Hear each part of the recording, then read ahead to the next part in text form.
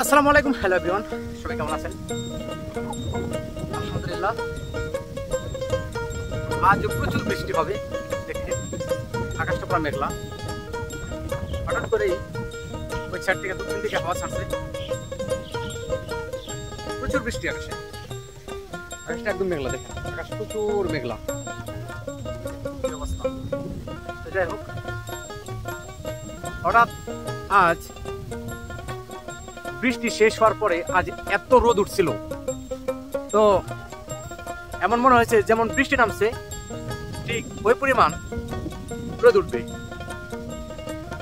আজ 10 মিনিট কি 15 মিনিট, আধা ঘন্টা 1 ঘন্টার মতন রোদ ছিল। যে এত রোদ ছিল শরীরটা ঘামায় ফেলাইছে। এরকম রোদ যদি 1 ঘন্টা থাকে, আপনার যে কোনো ধান একদম শুকায়া, মানে গাছে থেকে শুকনা ধান আপনি তুলে তুলতে পারবেন। তো ভাবা গেছে যে সামনে আর কিছুদিন, কয়েকদিন পরে কোরবানি ঈদ এসে গেছে।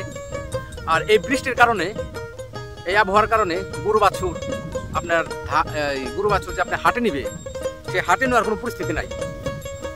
বুঝতে পারেন কেন? কারণ হাটের যে পরিস্থিতি, কমপক্ষে গিরা পর্যন্ত কেদা উঠে গেছে। গাবতলী হাট, জামসা হাট, যে কোনো হাট হোক, কারণ বৃষ্টিতে আজ প্রায় 6-7 দিন ধরে বৃষ্টি। এই বৃষ্টির কারণে যে এত সমস্যা হচ্ছে, এর মধ্যে ধান, এর মধ্যে ঈদের ব্যাপার স্যাপার। আবার দেখা যাইতেছে আপনার যদি কিনা এর মধ্যে আল্লাহ তাআলা ঈদের জন্য যদি কিনা একটু ভালো না করে, মানে আবহাওয়া যদি একটু ভালো না হয়, তাহলে কিন্তু প্রচুর সমস্যা হবে,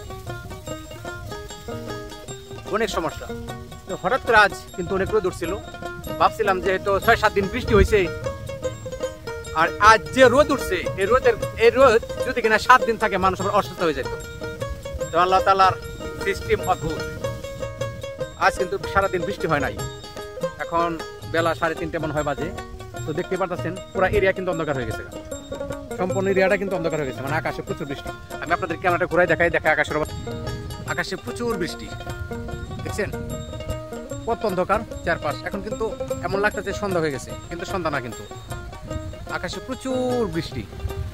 আর হয়তো দক্ষিণ সাইডে কোনো এরিয়া অবশ্যই বৃষ্টি নামছে। আজ যে রোদ উঠছে, এই রোদের কারণে অনেক ক্ষেত শুকাই গেছে, অনেক ক্ষেতের পানি যে ছিল শুকাই গেছে, অনেক পানি রোদে টাইনে নিয়ে গেছে। গাছগুলা দেখেন বাতাসে মানে পাগল করে ফেলছে। আর বৃষ্টির কথা কি বলবো, বৃষ্টি আজ তো আছে, আজকাল নেটের বৃষ্টি ছিল 35%। তো হঠাৎ করে মনে করেন যে বৃষ্টি আতঙ্কা, কারণ বোঝা যায় যে এত বৃষ্টি হবে। বৃষ্টি দক্ষিণে হচ্ছে, আমাদের দিকে হয়তো বৃষ্টি নামে না, কিন্তু বৃষ্টি নামবে। দেখেন আকাশে প্রচুর বৃষ্টি, প্রচুর। আর এখনকার যে বাতাসটা এত ঠান্ডা বাতাস, মানে বৃষ্টি হচ্ছে, বৃষ্টির জন্য যে ঠান্ডা আবহাওয়াটা আছে, সে আবহাওয়াটা চলে আসছে। যাই হোক, মাশাআল্লাহ কয়েকজনে মিললাম মনে হয় যে আমাদের যে পশ্চিম চকের খালটা আছে, এই খালটা পরিষ্কার করছে। পরিষ্কার করার কারণটা হলো, এই খাল দেওয়া যে পানি বের হবে, এই ঘাস পানি একদম নালা বন্ধ হয়ে গেছিল। যাক, কোনো এক হৃদয়বান ব্যক্তি, কিছু মানুষ মিললাম মনে পুরা খালটা পরিষ্কার করছে। আপনাদের দেখাই, দেখেন খালটা কিন্তু অনেক পরিষ্কার, অনেক সুন্দর। ঠিক সামনেও ঠিক পুরাটা দেখেন পরিষ্কার করছে। আবহাওয়াটা সুন্দর না? এত রাজন দিতে হচ্ছে এখন।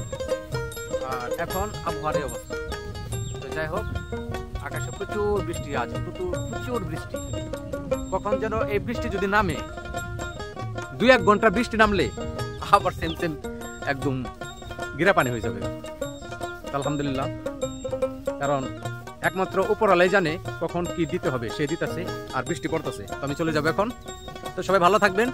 আর বাংলাদেশের মানুষের জন্য যারা বাইরে থাকেন, তারা অবশ্যই দোয়া করবেন, কারণ কৃষকরা অনেক পরিশ্রম করে ধান ফেলাইছে।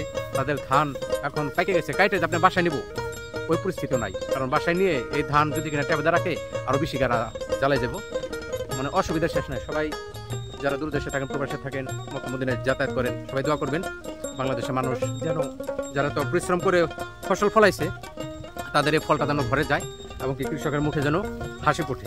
তো সবাই ভালো থাকবেন। আসসালামু আলাইকুম।